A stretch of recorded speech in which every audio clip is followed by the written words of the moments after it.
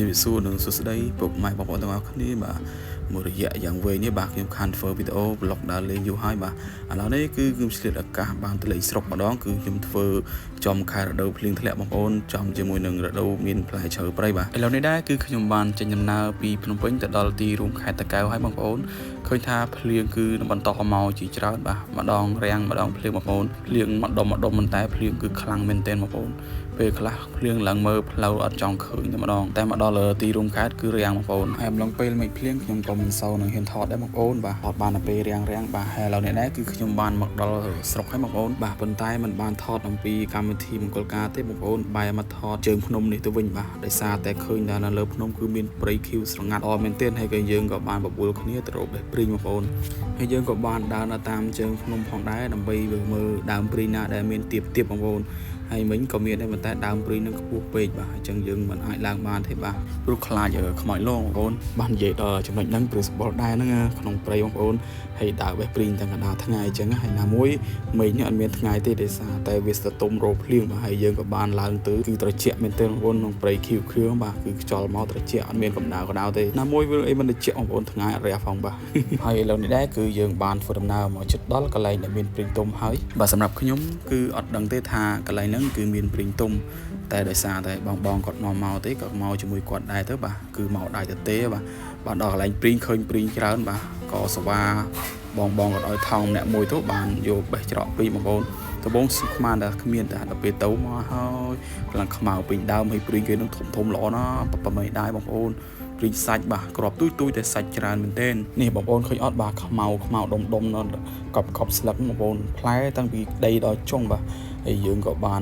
ស្រវ៉ាឡើងដើមព្រីងមិនចោះបងប្អូនខានឡើងដើមព្រីងយូរហើយបងប្អូនធ្លាប់តែពីទួយឡើងដើមព្រីងធំយ៉ាងហ្នឹងទៀតទៅគ្វាគោបាទឡើងវឹងបាទដល់ពេលបច្ចុប្បន្ននេះឡើងល្អ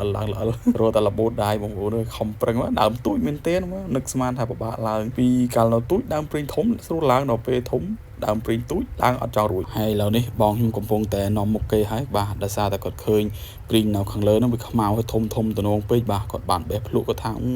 ផ្អែមឡើងត្រជាក់តែម្ដងបាទឥឡូវយើងបេះស្រាប់តែមានភ្លៀងធ្លាក់មកបងប្អូនឥឡូវនេះម្នាក់គឺឃើញថាបានម្នាក់ឡើងក្រាស់ក្រែលគ្រូសមឲ្យដែរហើយក៏មានភ្លៀងធ្លាក់ម្នាក់បាទទទួលស្លឹកចេកហើយបងខ្ញុំគាត់បេះបានច្រើននេះគាត់បេះខាងក្រោមហើយសម្រាប់ខ្ញុំគឺឡើងទៅលើចឹងអត់បានថតដោយសារតែដៃម្ខាងកាន់ព្រីងដៃម្ខាងបេះអញ្ចឹងអត់មានដៃម្ខាងទៀតថត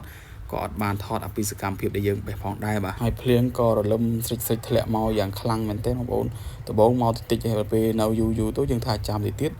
ក៏ភ្លៀងមករត់តែខ្លាំងអញ្ចឹងបាទយើងអត់បាននៅទេក៏យើងត្រឡប់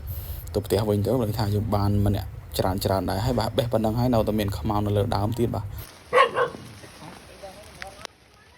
ដើរលេងចកាជែកបានព្រីងចាយព្រីងមកកំប៉ុងហ្មងមកកំប៉ុង2000ណានឹងថែម1000ទៀតខ្ញុំមកកថេចុះចាយលក់ព្រីងអស់លេងលក់អើយព្រីងល្អពេកគេមកយកអើយចាព្រីងអើយព្រីង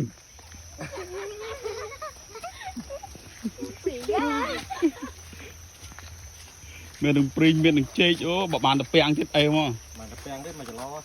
អាលឹមអញ្ចឹងតាពាំងរីកលឿន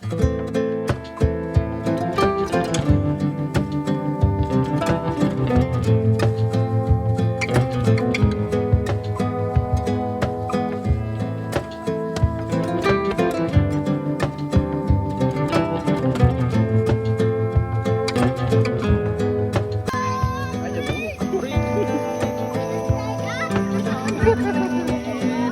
subscribe cho kênh Ghiền Mì Gõ để không bỏ lỡ